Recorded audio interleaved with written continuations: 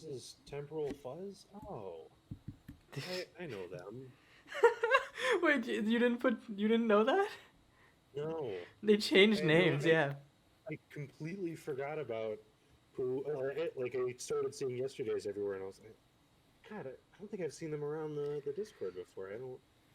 Can't remember. Can't recall them. Yeah, I guess they had different names in different places and they just consolidated it into Yesterdays. But yeah, if I remember right, Yesterdays is on green red mid range, which is just which the archetype for green red is convert like different alternate mana costs. So you basically just have a perfect curve out because you can always have options about where you want to cast your cards on curve. While AKVA is playing just blue red spells essentially, or blue red prowess. This is exciting. Oh, I was just talking about how I was like, I'm not really sure if red green came together as an archetype as a whole, but now I get to see it, and I'm also particularly interested in blue red, as that was an archetype I had a heavy hand in making. Mm-hmm. I know whatchamacallit. Yesterday was like, man, I didn't get anything at all. In the sense like I just got good stuffs. And like they didn't like see the archetype playing out in terms of different mana costs, but I think as they play they're gonna realize it. Okay, so it's gonna start off with the first spell of this game. Aqua's gonna play the Ever Burning Ember Walker. Catalyze is so good for just hitting your curve. And then is gonna run out Passionate Performer. Oh wait, did they play the Ever Burning Emberwalker last turn? I guess so. Yes, they And did. then has two drops here: the Passionate Performer and the Hallowbright Investigator. So they're going way wide. Blue red has a number of ways to create small tokens, which, uh, because of the way it was kind of designed, it wanted ways to make more creatures so that they could keep their cycle going of Mm-hmm. spells on creatures. Ooh, but yesterday's has the big green red legendary Arvik, Caller of the Hordes. Basically, as long as she's around, she just has impulse draw for days. So hitting Oh, the mountain and the Helma Hydra. oh, and it does say you can play them, which is great. So that mountain doesn't go to waste. Mm-hmm. That was I remember that was one of the things that there were a couple changes near the end where I tried to push for more of play rather than cast, because I knew that red green sort of had a slight incentive to keep hitting their land drops. Mm-hmm. Even though Fuzz has like Arvik who's gonna put on a beating, Aqua just has a wider board and deals more damage at this point. And yeah, okay, has the Alchemist Familiar gonna catalyze again. And after Image Strike, ooh, okay, so reverberates it for 2 because of Alchemist Familiar. That kills Arvik. Yikes, basically lightning strikes it. I don't know why Passion Performer has prowess on its own. Yeah, okay. Oops, missed that. And then gets to swing in for 5. Yeah, Oh, I guess and Catalyze just allows for some ridiculous curve outs. yeah, I didn't feel I had been told by a lot of folks that it wasn't going to be as strong as you think it is, but I think in the right deck, you really can just start emptying out your hand.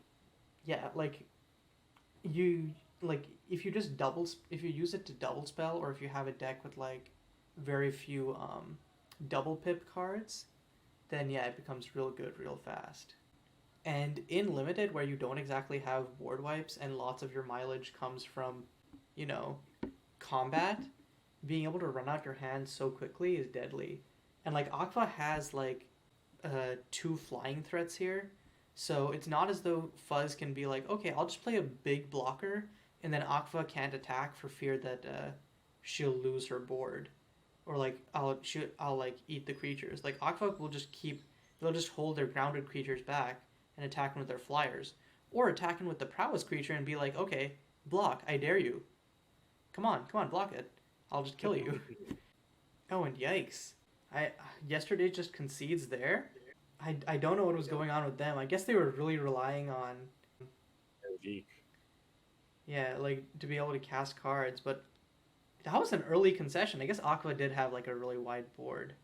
Yeah, I'm still surprised because it felt like Fuzz was still quite a bit off from dying. Maybe it's just Fuzz didn't have any mainboard answers to flying creatures and couldn't present a clock before the flyers killed him. Could be. I don't know, but with all the there are quite a few single target removals, even in green at common. Uh, it'd be hard to believe that he couldn't deal with the 1/2s. Mm-hmm.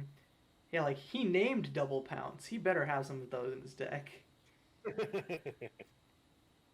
Okay, this time Fuzz curving out a little bit better. Has the Sporter, which is going to come in as a 2/2. And sometimes all you need in limited is a bear. And this is technically a bear with upside. AKVA with a semi-bear of her own, a Passionate Performer. Though, despite having a lower floor, definitely has a higher ceiling. But yeah, for now, since AKVA's tapped out, no reason that Fuzz can't just swing in for 2. And God, this is like, I feel like in limited, like being on the play or the draw matters so much, like compared to constructed. Like constructed, it's still important, just because of how combat focused like limited is. Just being one turn ahead on the curve can win you a game. And so Fuzz is gonna play the Blood Worshipper, like very aggressive curve out right now. Ooh, and the inscribed Harvest Hedonism on the Passionate Performer.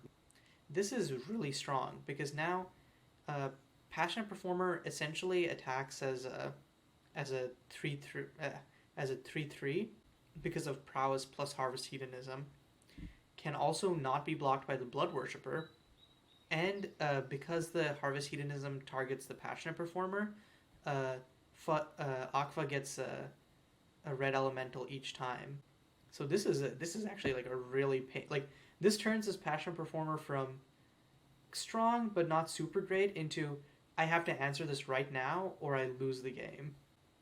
This exact interaction was what I felt was the core of blue black or blue red. Mm-hmm. Was something like Passionate Performer with something inscribed on it. Just Harvest Hedonism in general is so key for this deck. Yeah. One of the things I also really liked was that because there are you can target up to 2 creatures. If you have 2 things with Captivating, you can get a lot of value off of it. Mm-hmm. That's actually not something I considered. I didn't really think about targeting your own creature with the can't block mode. It's niche. You don't always want to do it, but sometimes you really do just want an extra target. One of the cards is a Rahoke Ritualist. Whenever it gets targeted, you can do 2 damage to an opponent, and sometimes that's just what you want. Sometimes you just want an extra ping to them. Mm-hmm. But I think Fuzz is looking to offset some of this life loss. Unity of Souls.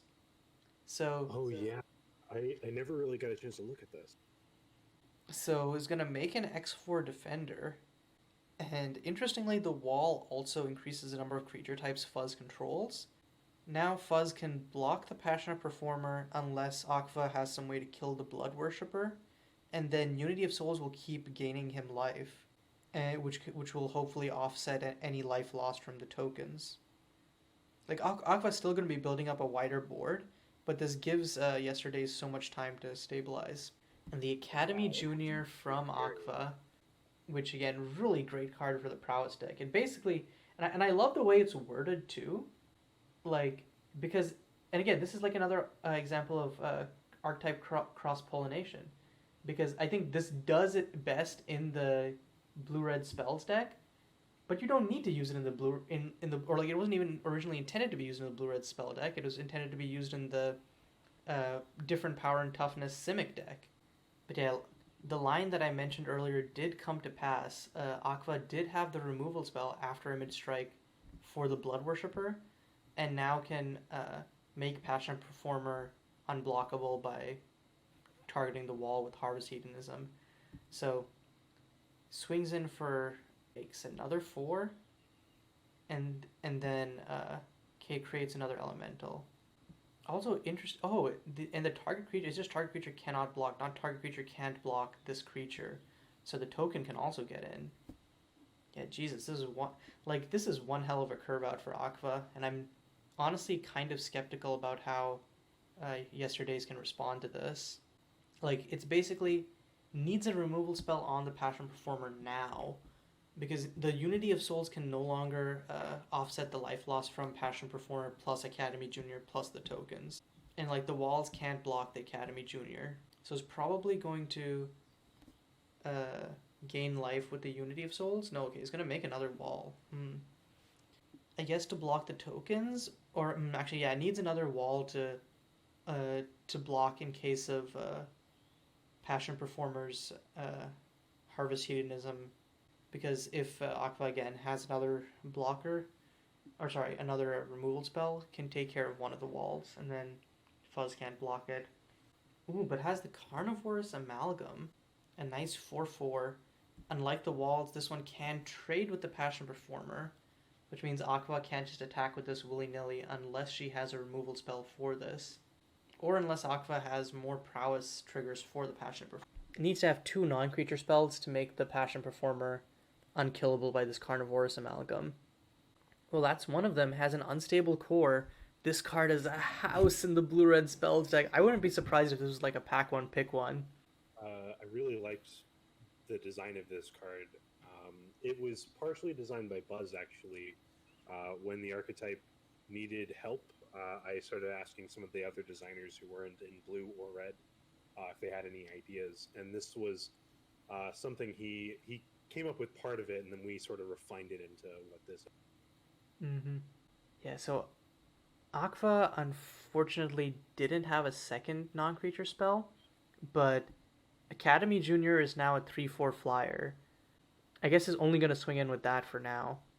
And then starting next turn, Unstable Core can like flashback the Aftermid Strike, and then yeah, at that point, just consistent prowess triggers means that Fuzz isn't safe even with this blocker for the Passionate Performer. And if AKVA ever hits a removal spell for the Carnivorous Amalgam, we'll probably just be able to attack in. Of course, Unity of Souls is putting in work. Mutant Beast Horror, Fungus Spider, Wall. That's 6 life gain for Fuzz. So shot back up to 15 from 9. So Unity of Souls is shockingly powerful at holding out and drawing the game out a little longer. Mm-hmm. And God, the Flamebrand Supplicant is only going to make it better. It's now up to a 7 life. And I don't know what AKVA can do here, if I'm being entirely honest. Because if AKVA flashes back the removal spell to kill Flamebrand Supplicant, Fuzz is going to use Flamebrand Supplicant's death trigger to just kill the Passionate Performer or the Academy Junior. Like even if AKVA has 2 removal spells here... AKVA needs 2 removal spells. One for the Carnivorous Amalgam and then one for the Sporitor. And only then can AKVA attack in with the Passionate Performer. Tethely's Beckoning, here we go. Oh, wow. You know what? It reverberated, that's the perfect thing. Yep, bounces the Carnivorous Amalgam and the Flamebrand Supplicant. Takes 5 creature types out of Fuzz's control. But then adds 1 with Husk. So only 4 creature types, technically. And then can probably now swing in with the Passionate Performer again. Name the Sporitor as the card that can't block. Passionate Performer will just get chumped, but the Harvest Hedonism being cast will give AKVA another elemental, plus will allow the Academy Junior to buff up into a 4/5. Oh, a second Passionate Performer. Oh, so it's using the can't block trigger on itself. Okay. Fuzz is gonna... I don't know why Fuzz is double blocking here, because the Passionate Performer will still survive. Should triple block the other one, the one that has the Harvest Hedonism inscribed, right? Yeah, I'm not really sure what the plan is. Yeah, I don't know if I'm missing something, or if Fuzz just horribly misplayed that. He might have thought it was target creature can't be blocked, or maybe he's... Okay, so maybe he's still deciding what he's doing for blocks. But, yeah, no, still that doesn't... I guess he's trying... Oh, I see what he's trying to do. So he's not trying to get rid of the harvest hedonism yet. He's trying to make sure he doesn't lose any creatures. I guess I see what he's doing there. But Yeah, I would just to kill the passionate performer on the spot, like yeah, the one I with the mean harvest hedonism that's inscribed. enabling so much power right now. Mm-hmm. Yeah, this feels like maybe Fuzz is just holding out for a removal spell, and therefore wants to keep up. But like the sport, you can even cast a Sporter from your grave, and even if Fuzz triple blocks, AKVA can only kill one of his creatures. Yeah, this just unless I'm missing something, this just feels like a horrible misplay. Maybe Fuzz is expecting AKVA to have a 1 mana spell, and therefore is afraid of. Like that could be the one reason I would see. Yeah, I mean there are I think one or two red 1 drops at common even. Yeah, we've So seen the after image strike. yeah, after image strike. Oh, what was the other one? Oh, I mean harvest hedonism is Mm-hmm. a 1 mana. So Fuzz takes 4 there, but it doesn't matter because he's gonna gain 4 on upkeep anyways. Or make a wall? Or did he just miss the Unity of Souls trigger? Oh no, yeah, it's gonna gain up 4 with the Unity of Souls. Yeah, this Unity of Souls is clinging Fuzz to life.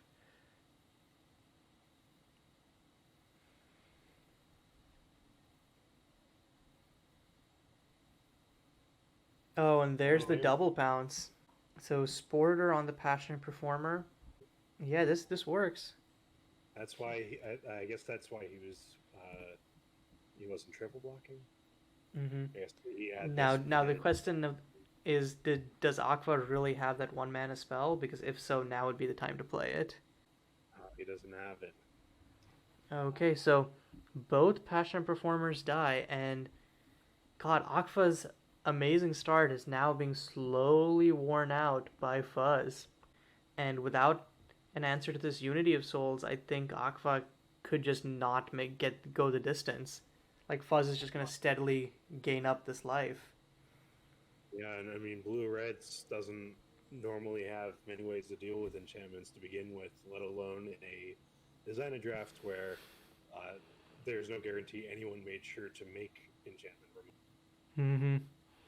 I would imagine, like, I don't know if there is one in the set, but are there any like non-land permanent bounces? Uh, I believe I believe not. I Man, know. Oh well, there's not there is a mythic that can bounce non-land permanents, but yikes! yeah. But yeah, like the main thing I was thinking, like, because a non-land permanent bouncer with this unstable core could probably buy Aqua 2 turns, or a non-land permanent bounce plus a counterspell. But I guess instead Aqua's just gonna swing out. One of the tokens dies and Aqua gets in for 3, but Yesterdaze is gonna gain 2 life of that back. Well, there's the ritualist. Okay, so that might be a way out here. If he can come up with enough ways to bring stuff back. Okay, ritualist. Rohoke I mean, Ritualist is pretty good, yeah. but I don't know if I don't really feel like it's going to be enough to be able to outpace Unity of Souls. Hmm. Uh, Also, I Yesterday, believe Harvest Hedonism should be exiled, right? Like, or wait, when a creature that it's inscribed onto dies, it stays in exile, right?